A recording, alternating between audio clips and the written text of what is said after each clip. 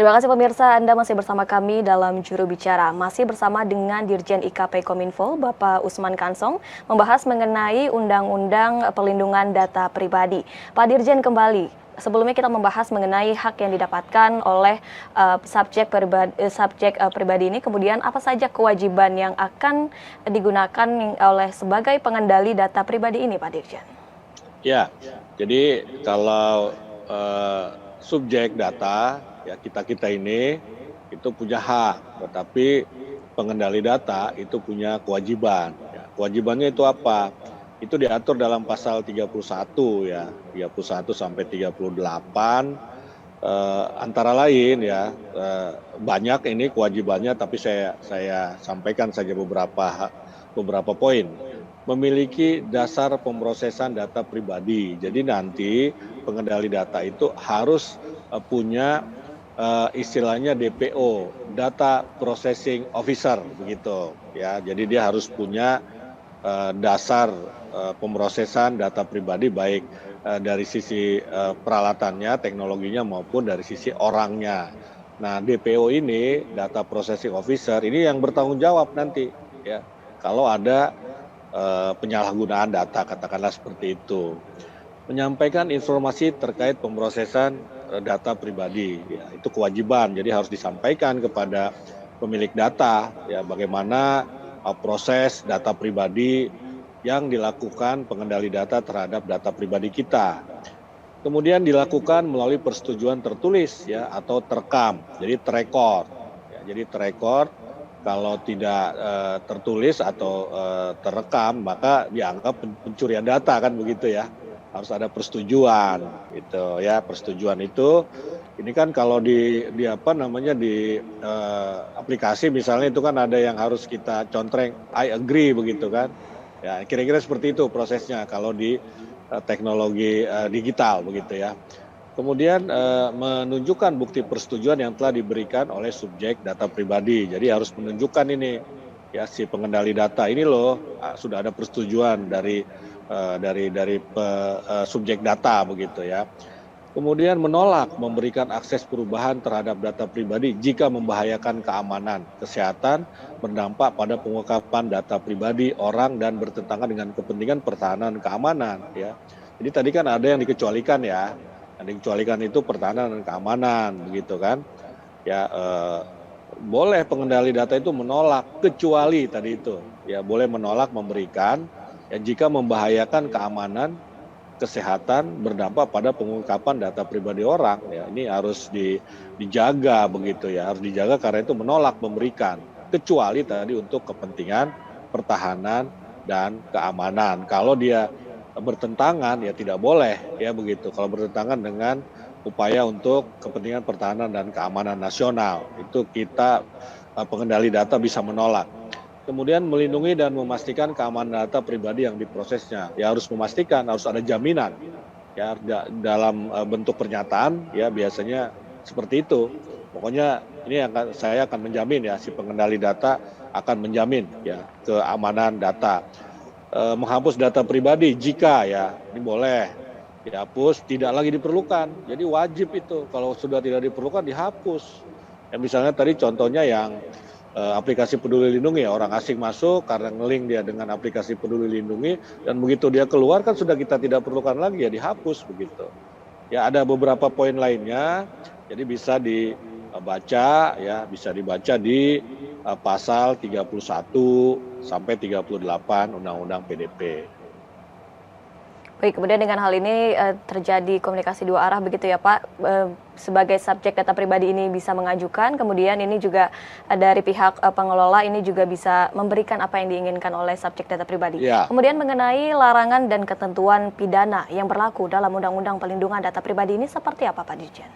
Ya, di pasal 65 dan 68, ya, itu diatur. Yang pertama, dalam memperoleh atau mengumpulkan data pribadi yang bukan miliknya dengan maksud untuk menguntungkan diri sendiri atau orang lain yang dapat mengakibatkan kerugian subjek data pribadi. Ya, sebagai contoh, ini kan sebelum adanya Undang-Undang PDP atau sebelum Undang-Undang PDP diterapkan, ya, belakangan ini kan kita tiba-tiba sering sekali mendapatkan tawaran ya, katakanlah investasi dan lain-lain ya, dan ternyata nomor HP kita begitu ya.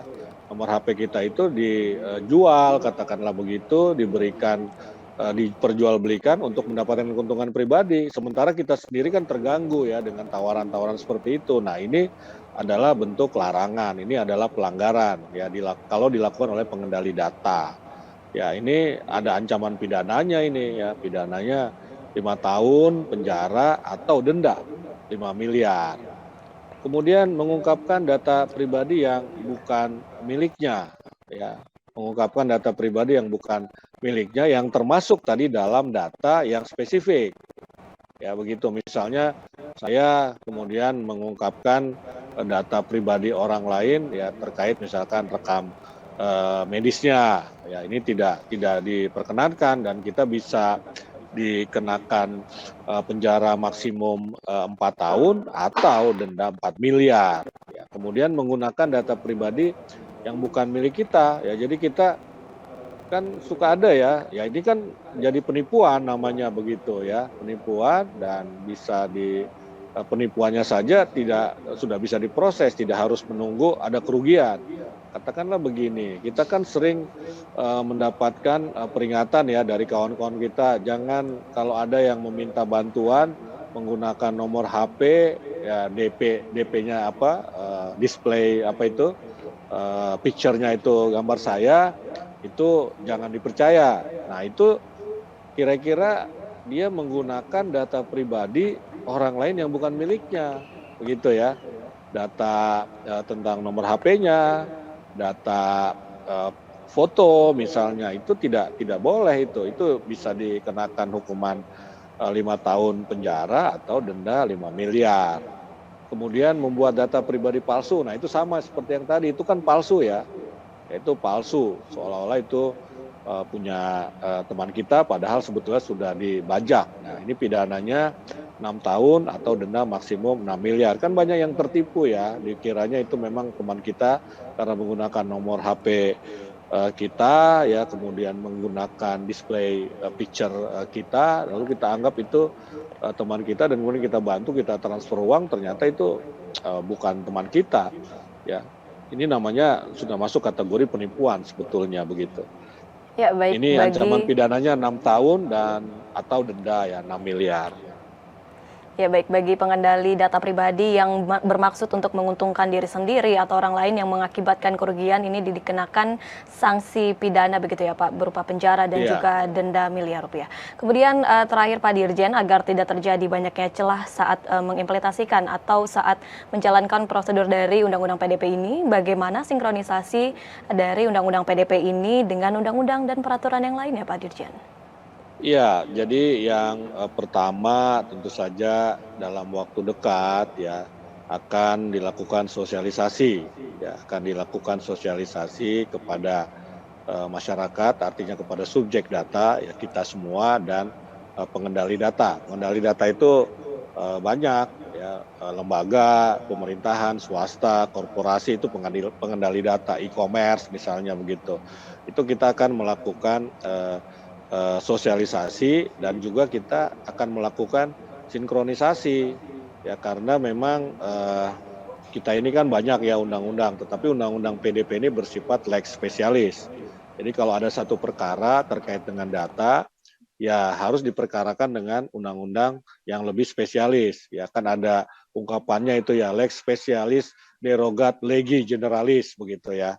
Nah ini kita sesuaikan dengan undang-undang yang lain ya. Pada saat undang-undang ini mulai berlaku, pengendali data pribadi, kemudian pengendali prosesor data pribadi dan pihak lain yang terkait dengan pemrosesan data pribadi wajib menyesuaikan diri ya dengan ketentuan pemrosesan data pribadi berdasarkan undang-undang ini paling lama 2 tahun sejak undang-undang ini diundangkan begitu ya. Ya, jadi kan ada waktu 30 hari bagi Presiden untuk menandatangani undang-undang ini dan kemudian saat itulah undang-undang ini berlaku.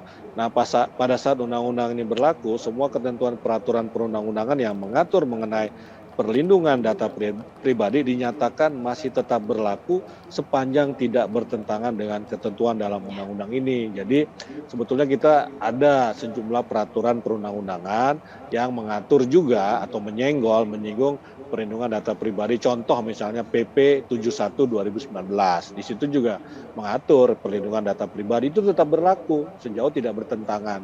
Kalau bertentangan maka yang kita pakai adalah Undang-Undang Perlindungan Data Pribadi. Baik, sudah dipastikan bahwa Undang-Undang PDP ini tidak bertentangan dengan peraturan yang lainnya dan pada akhirnya Undang-Undang PDP ini pun juga diharapkan dapat melindungi warga negara Indonesia dari segala bentuk penyalahgunaan data pribadi yang bersifat merugikan. Terima kasih banyak Jadi Pak ini Dirjen. satu lagi nih yang penting, Bilkis ya, bahwa undang-undang ini bersifat yurisdiksi ekstrateritorial. Jadi ini berlaku juga kalau misalnya ada orang yang meretas data dari luar negeri, ya bisa dikenakan dengan undang-undang ini. Jadi ini ekstrateritorial, lintas batas negara begitu. Baik, perlu digarisbawahi bahwa undang-undang ini juga disebut ekstrateritorial begitu ya Pak. Bagi penyalahgunaan di luar negeri ini juga dapat dikenakan sanksi dari undang-undang ini, begitu Pak Dirjen. Terima kasih banyak Pak Dirjen telah bergabung bersama kami dalam juru bicara hari ini dengan tema menilik Undang-Undang Pelindungan Data Pribadi. Terima kasih banyak Pak Dirjen, salam sehat selalu. Salam sehat Bilkis, terima kasih. Ya, pemirsa, itulah perbincangan kami bersama dengan Dirjen IKP Kominfo Republik Indonesia, Bapak Usman Kansong. Kita bertemu pada juru bicara selanjutnya. Selamat malam dan sampai jumpa.